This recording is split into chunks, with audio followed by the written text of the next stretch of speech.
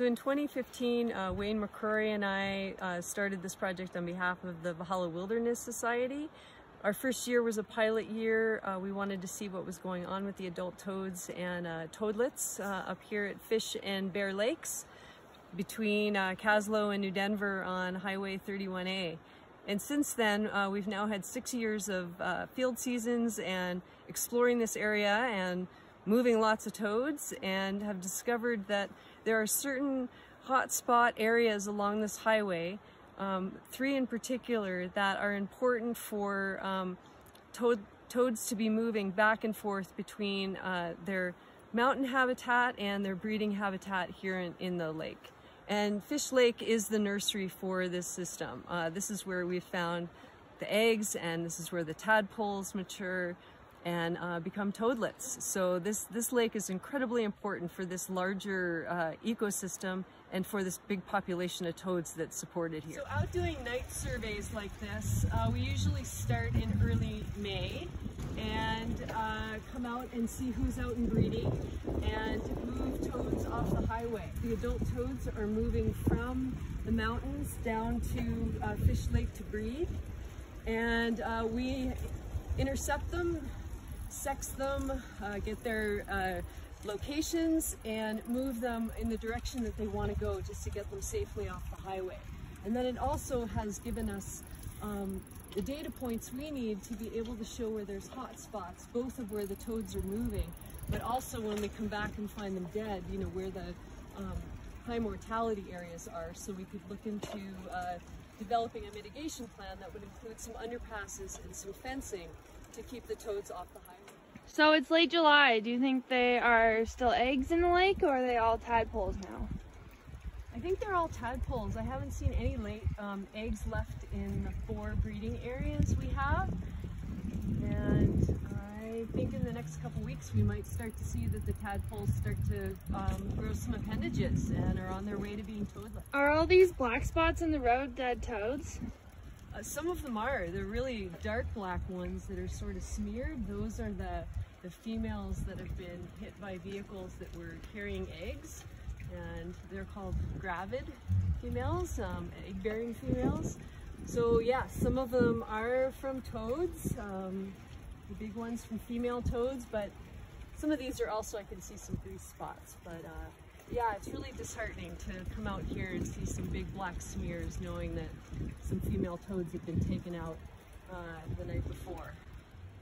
So this is a female that's carrying eggs, and you can see the black smear of the eggs. Females typically carry 12,000 eggs or more, and in our study area, we have somewhere around 48% of the females that we find dead on the highway were egg-bearing or gravid. And so that's really important in terms of understanding the population dynamics, is how many females are we losing that you know, have been egg-bearing. So do adults move at night and the toadlets move during the day? Yes, there's 2 different cycles. So here we're out on our night survey looking for adult toads, and in a few weeks we'll be out during the day as well, watching what's going on with the toadlets and seeing how their migration is going. So there's actually 3 migrations that happen here, where we have the adult toads that move down to breed, and then some stay around the lake afterwards, some head back up to the mountains, and eventually most of them head back up, and that's the adult second movement. And then we've got a 3rd wave, which are the baby toadlets, who make their way during August through early October some years, back up into the forest, and all of the toads try to find a good place to hunker down in November, because they're hibernators and they want to get below the frost line and find a place to cozy up for the winter. So we've got these 3 different passes across this highway, which is why we have this project to help make sure that the toads are moving safely and getting across between the upland areas of London Ridge and the surrounding areas of Fish Lake, and to their breeding areas in the lake. The reason that toads are important is that in this landscape, they are the main connectors between different habitat types, like their breeding areas at Fish Lake, the wetlands surrounding the lakes and the upland, and also because they're integral to the food web here. Whether they're in the lake as eggs and tadpoles and toadlets, or making their way up into the subalpine, all along the way they're part of the food chain of this ecosystem. And we know that the toads are dispersing kilometers.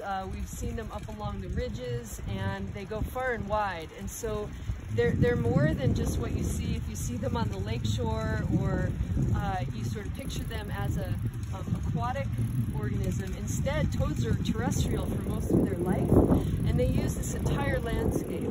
And so that's a really important feature of this project, is understanding more about their biology, but also their ecology.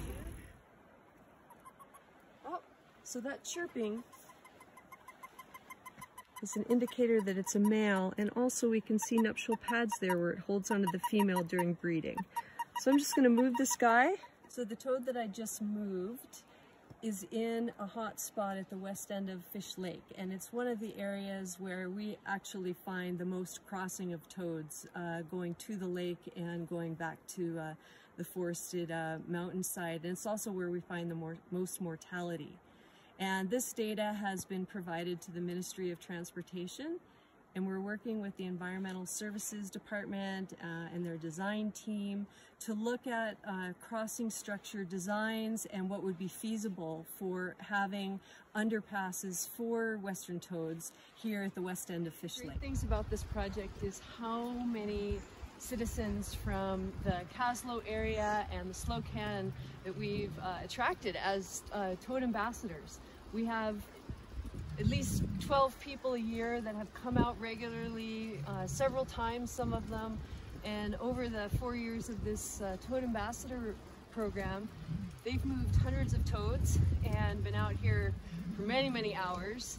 And especially now with during COVID-19, travel restrictions and physical distancing, this has been a great way for volunteers to be out here. So we have had more this year than in previous years. And we have a toad whisperer, one of our toad ambassadors, that one night was out here moving over 130 toads. So it's been really fun to see how people in the community are engaged.